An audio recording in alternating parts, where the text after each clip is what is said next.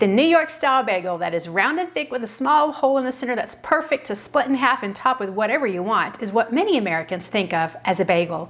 However, these types of bagels originated in Jewish communities in Poland. We can thank Jewish bakers that immigrated to the US in the late 1800s for that chewy yeast bread we love today.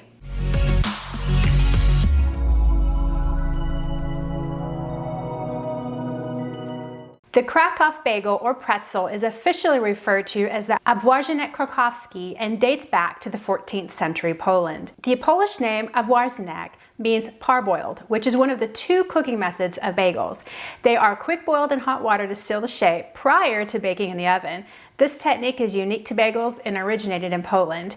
In fact, in 2010, the European Union officially recognized the Krakow bagel as the region's specialty. This Krakow bagel recipe I'm excited to share with you is based on the ingredients and quantities that Polish baker Kazimierz Czekaj used in registering the Krakow bagel with the European Union. For the ingredients, you only need 4 plus water. They are yeast, water, bread flour, salt, and barley malt syrup or honey. You can leave them plain or add toppings like flake salt, sesame seeds, and everything bagel seasoning. In a small bowl, we're going to add 7 grams, which is 2 1/4 teaspoon, or 1 package of active dry yeast. And then in a large measuring cup, you're going to measure out 240 milliliters, which is 1 cup plus 1 teaspoon of water, and then you want to heat it to 110 degrees. From this, we're going to measure out 60 milliliters, which is a 1/4 cup of water. And we're going to pour the water into the yeast and do a whisk. We're going to set the bowl aside for about 10 minutes to allow the yeast to bloom and become bubbly and frothy. In a stand mixer bowl or just a large bowl, if you're doing this by hand, we're going to measure out 400 grams, which is 3 1/3 cups of the bread flour. And then we're going to add 6 grams, which is 1 teaspoon of salt. And we're going to give this just a quick little stir. So if using your stand mixer, go ahead and attach the dough hook. And with your machine on low, we're going to pour in our yeast mixture. And notice it has bubbled up, so we know it's alive and it's working. So we're just going to pour that into the flour and salt. And we're going to add in the barley malt syrup. Now, barley malt syrup is tradition. And notice that I sprayed my bowl here so it'll come out easily, and I used cooking spray. But go ahead and add that to it. And if you don't have barley malt, you can always use honey. And that's 11 grams, which is about 1/2 tablespoon. Barley malt is traditional. Typically, it gives it a little bit of that malt flavor like you would see in a pretzel. But again, this is a bagel, and it also gives the sugar needed to continue to feed the yeast, and it gives it a little bit of color. So now we're going to pour in the remaining water. And you could do this a little at a time just to give that flour plenty of time to get soaked in. You can increase the speed too. After about a minute or so of kneading with the initial water amount, stop it and take a look at the dough and see how dry it is. Notice mine is pretty dry. There's a little bit of flour left at the bottom of the bowl. So that tells me I need a little bit more water. So at this point, you just want to add 1 tablespoon at a time until the dough is not sticky, but it's just tacky. You're going to need this a total of 8 to 10 minutes. The dough should pull away from the bowl. Okay, once your kneading time is up, so notice how the dough is just a nice mound. It's a pretty firm dough. It's not going to be sticky at all, but it does have that little tacky feel, and this is going to produce a chewy bagel. Mound up your dough and place it in the bottom of your bowl. Spray your dough in the bowl. The oil makes the dough easy to remove from the bowl when it's time. And then just take either a plastic wrap or a cloth and cover it up. And we're just going to set it aside in a warm area for 1 to 2 hours until the dough has doubled in size. You want to line a large baking sheet with parchment paper. And then we're actually going to even dust flour on it because these bagels are going to be really sticky once they sit on the paper overnight, because we're going to let them sit and let the gluten develop in the refrigerator overnight. And so we want to make sure that we flour this parchment paper really, really well. And I like to use a little sifter because it really disperses the flour and gets it all over without concentrating it in any one area. Okay, and then we're just going to set that aside. All right, after an hour, our dough has doubled in size. Lots of bubbles that are forming on top there. So using a non-floured surface, we want it clear of flour because we want to be able to manipulate this dough, and we need friction to do so. Deflate it some. Out of this mound of dough, we're going to get 6 bagels. So we need to divide the dough into 6 pieces. You can eyeball it, or you can weigh, and I'm going to weigh mine. And so this is 665 grams for the total, and to get 6 out of these, we're going to need 110 grams each. And if you follow the official protocol for the Krakowski bagels, then each bagel is no bigger than 4 ounces, which is 110 grams. Once you have your bagels divided and you have 6 pieces, now we have to divide them in half. We have 12 rolled balls of 55 grams each, but 2 of them are going to go together, so it's going to be a total of 6. So once you get your weighed out amount, then go ahead and divide them in half, and we're looking for that 55 grams.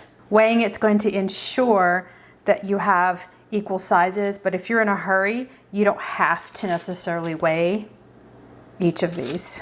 Now you should have a pair for each bagel. 2 pieces make up 1 bagel, and you want to set them aside for now, keep them in their pairs. The reason for the pairs, and we have the dough divided, is because each pair is going to equal 1 bagel, and it gives it the signature twist that looks like a pretzel.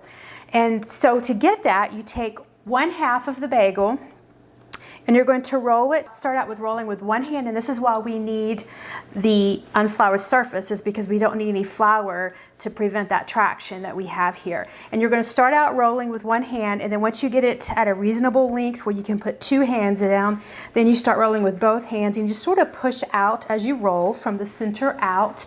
And we're looking for a rope that's about as thin as a pencil, and it equals 18 to 20 inches in length. And we want to keep from tapering the ends, because when we bring those ends together, we want to make sure they have a good thickness to them so that we don't have a really thin section in our bagel. Keep it consistently the same thickness all the way down. So my board here is about 20 inches in length, so I want it my rope to be just a little bit shy of the length of my board here. And that is about what the size we're looking for. That's about 18 inches. Once you get 1 of the balls rolled out, just put it aside. And then you're going to do the exact same thing with the other one. Start with 1 hand until you get the dough spread out enough that you can add both hands, and then just start pushing it and rolling it out. Okay, once you have them both about the same size, then press them together so that they're touching like so.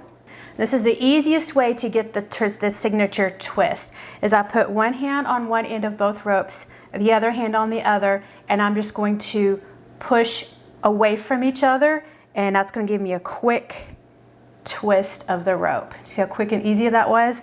There's no fancy braiding or twisting. You just do a simple little away from me twist. Bring the ends together and then just seal them.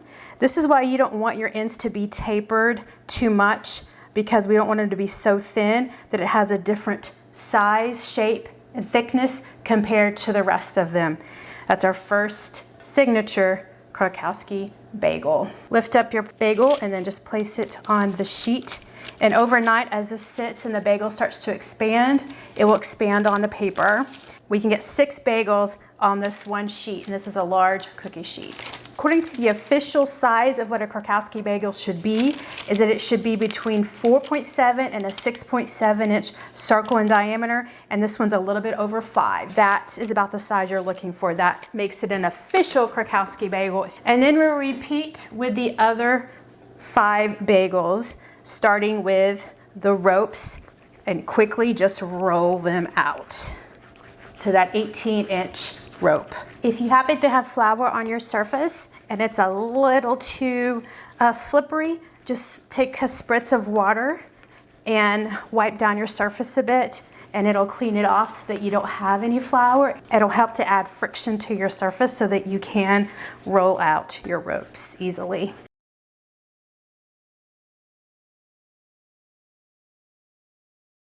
Okay, I just finished rolling my last bagel.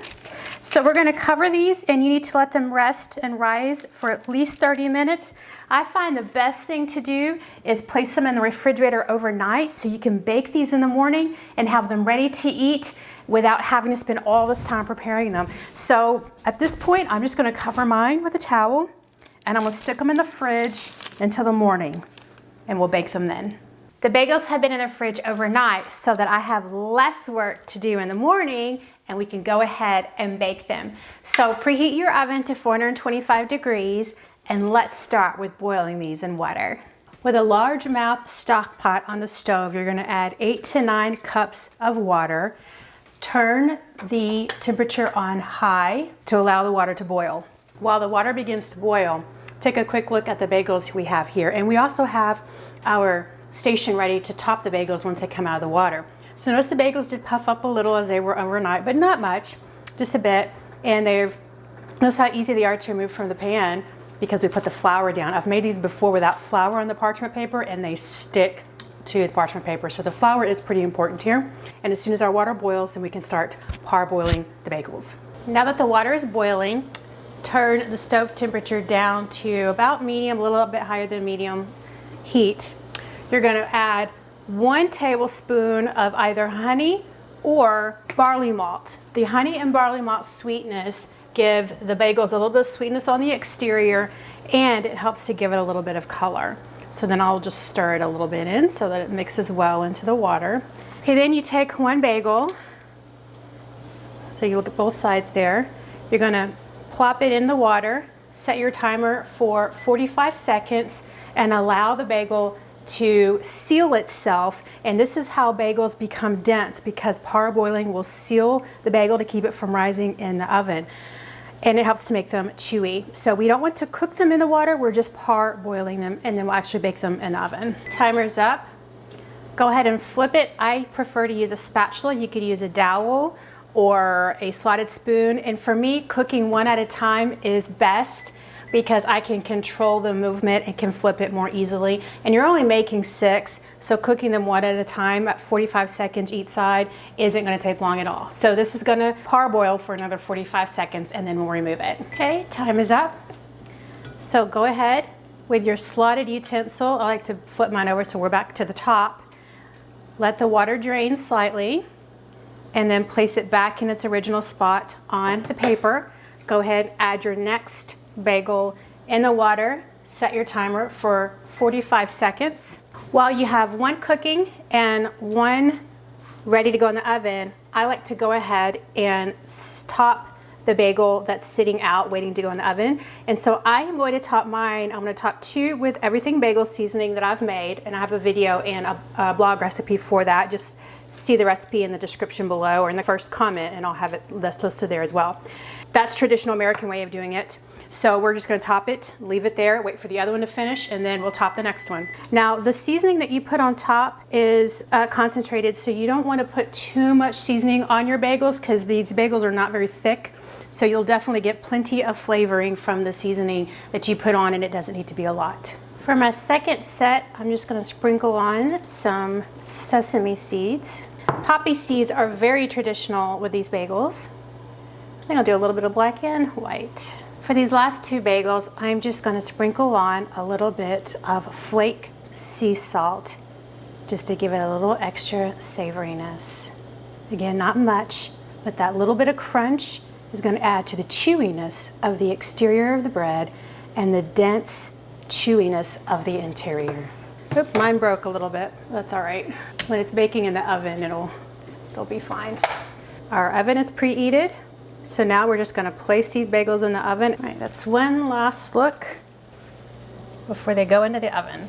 Place your bagels in the oven on the center rack for 20 to 25 minutes or until they're golden brown. Check them out. Our bagels are hot and fresh out of the oven. Looks like at the bottoms are nice and brown there.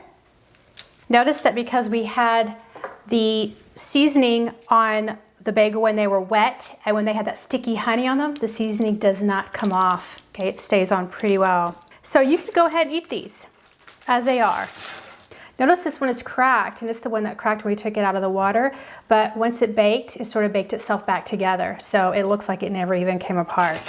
Got a nice amount of seasoning on the front. The back looks nice and brown and toasted. I love that you can see the twist like you would see in a pretzel. Cut into it. You can see how dense it is. And because we parboiled these first, they did not grow much in the oven because they are sealed so they couldn't expand, which is what gives it its thick, dense texture on the inside.